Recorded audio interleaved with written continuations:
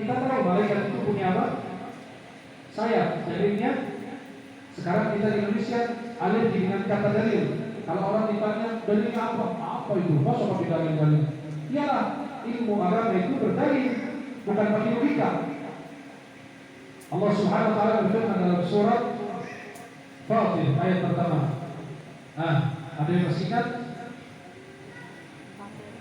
Alhamdulillahi fatiris samawati wal ardi ja'ilil malaikati. Belum? Masih belum lagi? Belum ada yang apa? Astagfirullah. Alhamdulillahi fatiris samawati wal ardi ja'ilil malaikati rusulan uli ajnihatin matna wa thulatha wa ruba'. Allah ciptakan malaikat dan ada yang punya 2 sayap, 3 sayap, 4 sayap. Terus Jibril 600 sayap. Nabi SAW menjelaskan ketika Isra Mi'raj, saya melihat Jibril memiliki 600 sayap.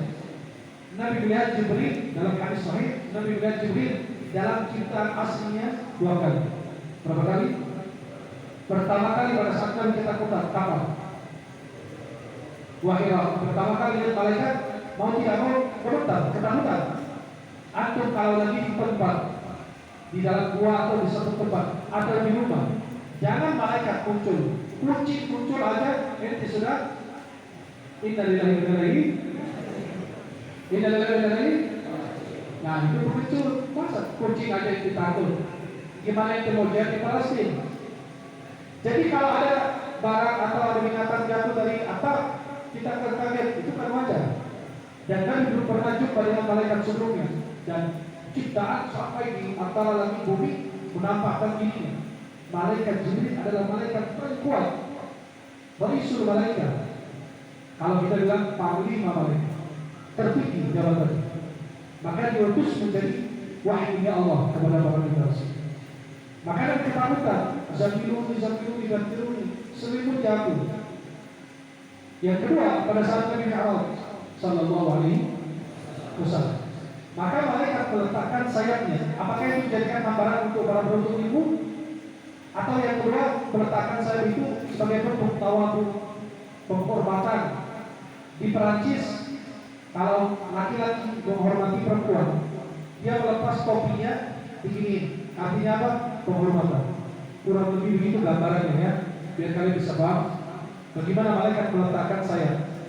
Seperti kalau kita contoh, pada saat tamu masuk ke rumah saya berdiri menyambutnya, itu bentuk apa? Penghormatan, betul nggak? Kemudian Nabi SAW mengatakan, wa innal 'alima la yastaghfiru lahu man fis samawati wa man fil ardh hatta al-hitamu bima. Seorang ulama yang ada di langit dan di bumi akan beristighfar, memohon ampun untuknya. Sampai ikan di dalam laut juga meminta ampun. Kemudian Nabi SAW mengatakan, wa fadlul 'alimi 'ala al-'abidi ka fadlil qamari 'ala sa'iril kawakib. Keutamaan seorang alim dibanding orang abid. Ada apa tulis? Orang alim dan orang abid. Halo? Ada orang alim dan orang alim dan orang abid. Ada bedanya enggak? Halo?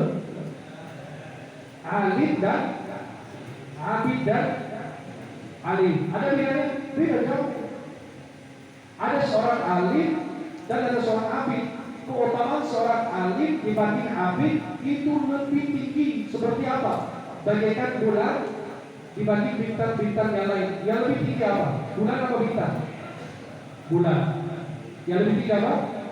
Bulan. Begitu seorang ulama tinggi derajatnya dibanding seorang abid ahli ibadah. Wa innal ulama'a warathatul anbiya. Kenapa ada bilang ulama dan abid? Dari bilang tadi keutamaan seorang alim lebih tinggi dibanding abid, bagaikan bulan dan bintang-bintang. Kenapa demikian? Kalau kalian ingat kisah dalam Sahih Bukhari Muslim dari Abi Sa'id Al-Khudri radhiyallahu anhu, Nabi menceritakan tentang orang dari umat terdahulu. Umat apa? cerita dari Nabi SAW, ada orang yang telah membunuh 99 orang. Betul? Pernah dengar hadisnya? Orang ini membunuh 99 orang. Dan dia bertanya, a'lam ahli al, siapakah orang yang paling alim di muka bumi? Coba perhatikan lawas hadisnya. Fadulla ala abid, diberitahukan ada orang abid. Abid itu apa? Ahli ibadah. Cuma bisa baca Quran, istighfar, sholawat, zikir, ibadah, sholat, itu loh. Tapi dia nggak punya ilmu. Orang yang telah membunuh 99 orang bertanya, hal ini taubah, apakah saya sesudah membunuh 99 orang, apakah saya taubat? Kata orang ini, abid ini, ya wajarlah. Dia punya ilmu. Siapa yang bilang kamu ada taubat? Aku bunuh 99 orang. Tak ada taubat. Akhirnya dibunuh. Jadi berapa? 100. Dia merasa hatinya belum tenang, belum nyaman. Ada yang mengganjal. Akhirnya dia bertanya, siapa orang yang paling alim di muka bumi? Fadulla ala alim. Tadi apa? Abid. Yang tadi apa? Sekarang alim. Itu beda dia. Lihat. Dia bertanya apa? Apakah saya bertaubat? Saya telah membunuh 100 orang. Kata orang ini, siapa yang menghalangkan bertaubat? Ya salah. Beda levelnya. Orang yang cuma hanya kerjanya duduk di masjid, di musola, zikir, sholawat, sholat malam, sholat tahajud, puasa, sunnah, segala macam, umrah, haji, tapi nggak punya ilmu. Akhirnya dia bilang, siapa yang menghalangi kamu taubat? Tapi tinggalkan dirimu, la adaha al-besuk, karena dirimu ini yang buruk, tidak bagus. Hijrah aja, tinggal tempat. Dalam perjalanan tinggal dunia dan kelanjutan kisah. Jadi lu lihat bedanya apa? Orang abid tidak kayak nanti ada taubat, akhirnya dibunuh. Tapi ulama bilang apa? Kamu ada taubat, tapi tinggalkan dirimu karena dirimu tidak tahu. Makanya Rasulullah mengatakan, wa innal ulama warathatul, ulama waris para nabi. Wa innal ulama warathatul anbiya. Wa innal anbiya warithu dinar wa dirham. Para nabi itu tidak mewariskan dinar maupun dirham. Tidak ada. Mereka tidak mewariskan uang. Bahkan apa yang dikatakan Nabi itu jadi sedekah. Maka jadi perdebatan antara Sayyidina Umar, Abu Bakar Siddiq dan Fatimah putri Rasulullah. Pada saat Nabi SAW meninggal, dia minta hak saya, mana warisan Rasulullah katanya. Rasulullah SAW dikatakan disedekah. Akhirnya Fatimah baru tahu persoalan ini. Kemudian Nabi SAW mengatakan, wa inna warratul ilman, faman akhadahu akhadha bihadzin wafid. Siapa yang mengambil bagian ilmu dari para nabi Rasul warisan ini, dia akan mengambil bagian yang memberikan keberuntungan kepada dia. Berarti orang yang dapat ilmu berarti dia beruntung. Maka ada nasihat Sayyidina Ali bin Abi Thalib kepada Umayy bin Ziyad. Apa kata Sayyidina Ali? Anta tahrusul mal wal ilm yahrusu. Kamu kalau punya harta, kamu yang tidak harta. Tapi kalau kamu punya ilmu, ilmu yang dijaga. Seperti orang menghafal Quran. Bukan kita yang jaga Al-Quran, tapi Al-Quran yang menjaga kita. Betul? Nah, ada beberapa pesan yang saya sampaikan karena sebentar lagi mau azan maghrib dan saya berikan kesempatan yang mau bertanya. Ada beberapa pesan bagi kalian sebagai penuntut ilmu dan saya juga penuntut ilmu. Kita tidak ada yang sudah kita, tidak ada. Walaupun istiqah, tidak ada. Adab Islam itu beda. Apalagi ilmu agama. Imam Ahmad bin Hanbal sudah jadi imam besar, ulama besar, masih bawa tulisan, kertas, tinta masih bawa. Kata Imam Ahmad apa? Ketika ditanya, oh imam, ada ini seorang ulama udah hebat, punya al-musnad, punya ini mazhab sendiri. Kata Imam Ahmad apa? Ma'al mahdara ilal mahdara. Bersama tinta ini, sama alat tulis ini, saya terus tulis, saya belajar sampai masuk yang lain. Maka ada yang sudah menguasai semua ini, tidak ada. Maka ada ulama pintar dalam bidang tafsir, tapi tidak pintar dalam bidang hadis. Ada yang pintar dalam bidang bahasa, tapi tidak pintar dalam bidang qiraat dan tajwid. Ya, seperti sering kita lihat ulama-ulama yang kemarin sempat heboh, salah satu ulama dari Timur Tengah jadi imam di Istiqlal, baca Al-Fatihah yang kurang pas, akhirnya orang heboh. Kenapa heboh? Kalau punya ilmu, tenang, kita dosa rusuh. Kita hargai posisinya sebagai ulama, tapi kita mengerti tajwidnya. Berarti tidak ada yang sempurna. Ibnu Taimiyah ada salah, Ibnu Katsir ada salah, Imam Bukhari ada salah, tapi kesalahan mereka kecil di antara kebaikan mereka yang kedua. Paham? Maka meluruskan niat. Meluruskan apa? Niat. Jangan sekali-kali kamu datang ke majelis taklim, ke pesantren, ke masjid atau kemanapun tempat ibadah mencari muka manusia atau pujian atau sanjungan dari manusia. Jangan. Hati-hati. Kenapa? Hancur apa yang kau lakukan. Allah berfirman dalam surat Al-Kahfi, "Faman kana yarju liqa'a rabbih ya'mal 'amalan shalihan wa la yusyrik bi ibadati rabbih ahada." Imam Ibnu Katsir dalam tafsir Al-Qur'an Al-Azim di akhir surat Al-Kahfi beliau mengatakan apa? Liqabulil 'amali syaratan, agar diterima amal kita dua syarat. Yang pertama, ikhlas semata-mata karena Allah. Yang kedua, mengikuti jejaknya Rasulullah. Jangan mengadakan sesuatu yang ada dalam Islam yang tidak ada landasannya. Maka kalian harus benar-benar tujuannya karena Allah. Hadis riwayat Bukhari Muslim dari Umar bin Khattab, "Innamal a'malu binniyat, wa innamal likulli imrin ma nawa." Maka imam-imam ulama-ulama hadis semua mereka mulai kitabnya dengan hadis niat, bab niat, bab niat. Kenapa? Merumuskan niat. Dan ada hadis dalam Sahih Muslim dari Abu Hurairah radhiyallahu anhu, 3 orang yang pertama kali disiksa neraka jahanam, pertama ulama, qari, mujahid. Ternyata 3-tiganya bukan karena ikhlas, tapi karena sombong atau riya, mencari pujian manusia. Oh, ini fulan al-hafiz. Kayak kita sering di Indonesia kita dengar. Tahu nggak istilah al-hafiz itu? Karena banyak orang bilang apa? Al-hafiz kan? Tahu usah. Kenapa? Sebenarnya dalam sejarah Islam, dalam kitab-kitab sejarah Islam, kitab-kitab agama, nggak ada namanya hafal Quran disebut al-hafiz, nggak ada. Itu bid'ah kita itu. Kenapa? Istilah al-hafiz itu nggak ada satu paut dengan Al-Quran, tapi dengan ilmu hadis, dengan ilmu apa? Maka istilah al-hafiz ini orang yang bisa melakukan jarh dan ta'dil. Ya, ada ilmu dalam hadis begitu.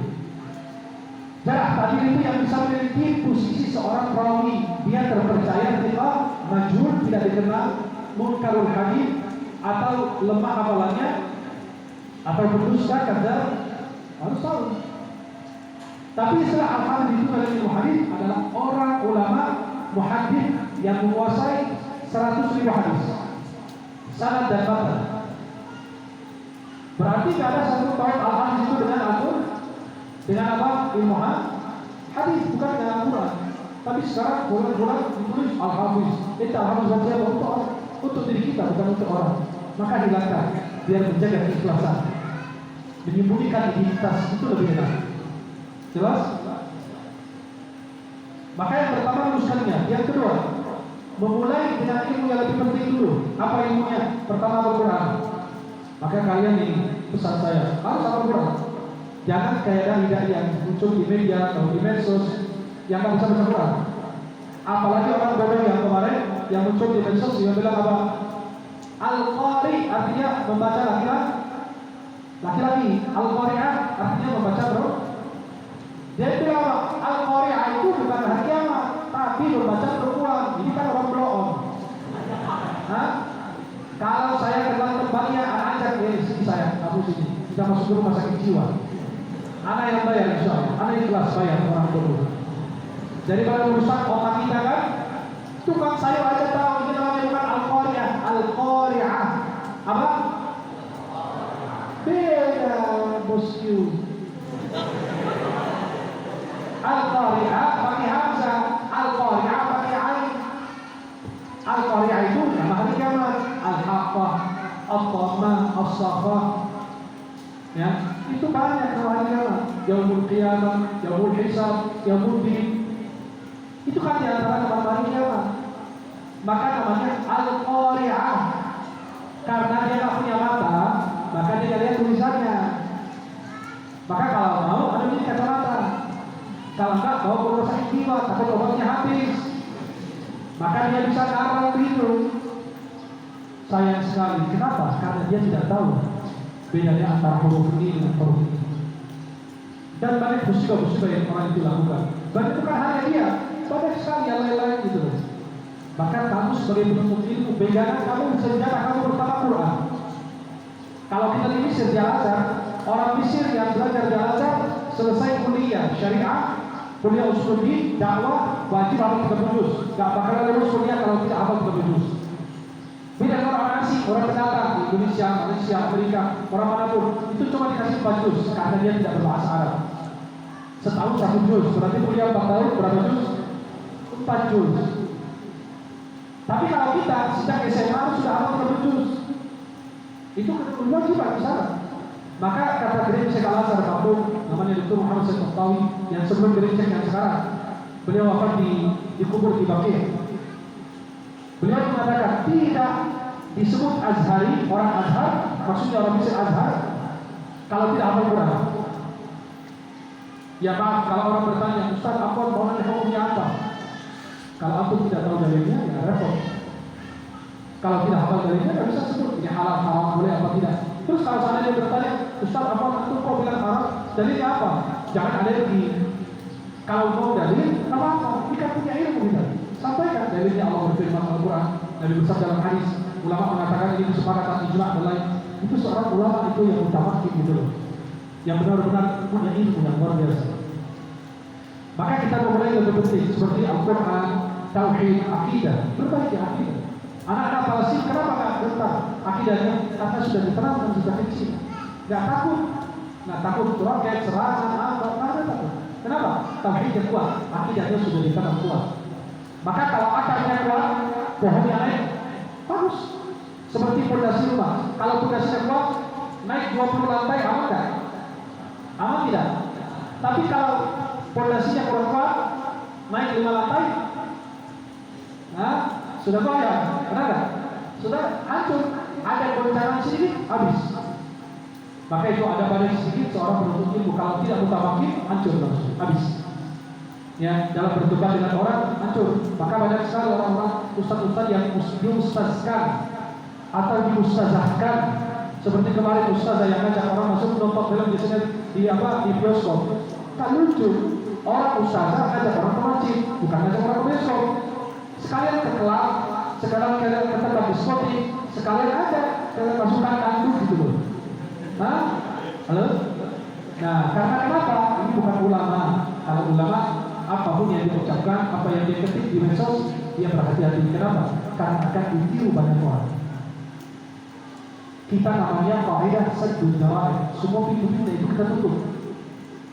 Ada orang bilang, ini sekarang kayak musibah sekarang, seorang guru salaman dengan anak perempuan yang muridnya SMA. Sudah balik tidak SMA? Balik kan? Kata ustaznya, orang saya adanya guru, murid saya, anak saya. Kata muridnya, ini guru saya, sebagaimana ayah saya. Masya Allah, manis janji. Kamu lebih suci niatnya dibanding Nabi. Nabi usia 60 tahun, wanita datang berbaiat kepada Nabi, bilang, kata Nabi, inilah usul bisa. Saya nggak berjalan tangan dengan perempuan. Cukup dengan lisan. Nabi aja 60 tahun, Rasulullah lebih suci dari semua manusia di muka bumi. Tapi Nabi bilang, inilah usul bisa. Maka Nabi mengatakan, la ayyuhu ana ahadukum bi mithli ra'si khairan an yamassa yada imra'ah la tahillu lahu. Lebih bagus kamu itu sudah bersih kepala daripada itu berbuat yang bukan haram. Nabi ajak yang niatnya suci, mulia, suasana, terpelihara. Nabi ajak apa? Apalagi kita ada nggak punya guru sama dengan muridnya? Sama sengaja. Gimana kalau ibu bapak sehat, Pak RT sehat, Bu RT biar kelamaan bilangnya. Apalagi lagi umput gitu kan? Insya Allah.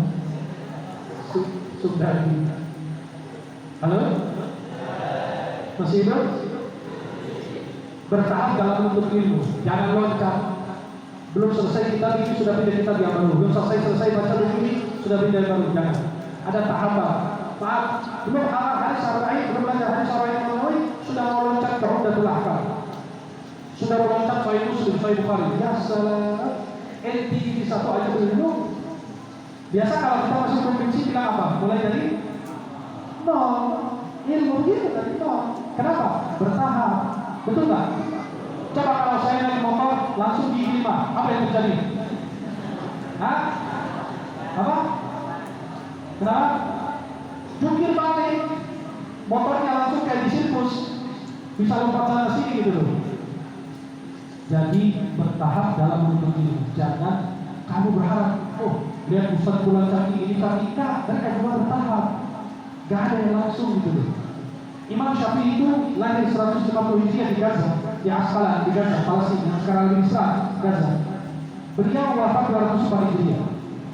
Lahir di Palestina, wafat di Mesir. Beliau itu masih kecil, usia 7 tahun hafal Quran. 10 tahun hafal Muwatta Imam Malik, isinya 2000 hadis lebih. Satu jilid, namanya Muwatta Imam Malik bin Anas. Imam Syafi'i berangkat ke Madinah, belajar kepada Imam Malik. Usia beliau 15-16 tahun. Menemani Imam Malik belajar sampai Imam Malik meninggal. Usia umur wafat Imam Malik tahun 179 Hijriah. Akhirnya Imam Malik wafat, balik lagi ke Makkah, belajar lagi. Kemudian beliau berangkat lagi ke Yaman, berangkat lagi ke Irak, masuk Irak 2 kali. Habis itu masuk Mesir 2 kali. Terakhir kali masuk Mesir 199 Hijriah. Jadi beliau itu bertahap. Terus beliau punya mazhab ulama, mazhab qadim, mazhab jadid. Kenapa? Kenapa beliau kok sampai berubah mazhab lama terus mazhab baru? Karena ada nilai tambahan, ilmu tambahan yang beliau dalam safari dakwahnya, dalam rihlah menuntut ilmu, itu beliau mendapatkan nilai-nilai tambahan hadis dan ilmu baru. Kemudian harus belajar kepada guru, nggak bisa belajar sendiri, harus bersama. Kita berguru, guru kita berguru sampai Rasulullah. Coba lihat, Imam Muslim berguru ke Imam Bukhari. Imam Muslim itu siapa? Yang punya Sahih Muslim. Murid dari Imam Bukhari. Imam Bukhari punya apa? Sahih Bukhari, Tarikh Al-Kabir, Al-Adab Al-Mufrad, banyak karangan Imam Bukhari. Imam Muslim belajar kepada Imam Bukhari, Imam Bukhari belajar kepada Imam Ahmad bin Hanbal. Imam Ahmad bin Hanbal belajar lagi kepada Imam Syafi'i. Imam Syafi'i belajar kepada Imam Malik. Imam Malik belajar kepada Imam Nafi'. Imam Nafi' belajar kepada Ibnu Umar. Ibnu Umar murid sekaligus sahabat Rasulullah. Jadi sanadnya bersambung. Maka kata Muhammad bin Sirin dalam Sahih Muslim, al-isnadul ladzi la isnad wa qala man syaa ma syaa. Sanad itu bagian dari agama, kalau bukan karena sanad siapapun akan berbicara. Ya. Itu kata Abdullah bin Mubarak. Muhammad bin Sirin mengatakan, "Inna hadzal ilma li fadlu 'an ta'khudhu madinahu." Sesungguhnya ilmu agama, perhatikan kalian bersama kalian bersama. Karena sudah azan, saya akhiri dengan 2 poin. Pertama, jauhi bacaan kitab-kitab perdebatan para ulama. Perbandingan mazhab, jangan baca kitab Ibnu Hazm, karena itu agak keras juga. Jadi kalian hindari buku-buku yang isinya ada perdebatan ulama. Nggak usah, kamu fokus satu mazhab dulu. Baru nanti kalau sudah menguasai mazhab itu, baru boleh belajar lebih dari mazhab satu. Yang kedua, kalian jaga waktu kalian, jangan disia-siakan, manfaatkan semaksimal mungkin. Mumpung kalian masih banyak waktu di sini bisa belajar, daripada nanti kalian sia-siakan waktu kalian. Dan usia juga kita bisa mungkin. Kalau kita makin bertambah usia, makin sulit untuk menangkap dan menghafal hadis atau ilmu yang kita belajar. Dan jangan lupa menjaga akhlak kalian, tawadhu kalian. Hindari sifat sombong, sifat aku paling pintar, paling bisa, paling alim, paling apa, itu dihindari semuanya. Ya. Insyaallah mudah-mudahan kita semua diberikan keberkahan oleh Allah Subhanahu wa taala. Mungkin kita akan azan dulu. Azan dulu. Nanti kita kasih kesempatan tanya jawab, baru kita sholat. Gimana? Setuju? Setuju? Saya nggak setuju. Astagfirullah. Jadi insya Allah kita azan dulu, baru kita kasih kesempatan tanya jawab, baru langsung kita sholat maghrib berjamaah. Wallahu ta'ala a'lam bishawab. Subhanallah wa bihamdihi. Asyhadu an la ilaha illallah. Assalamualaikum warahmatullahi wabarakatuh.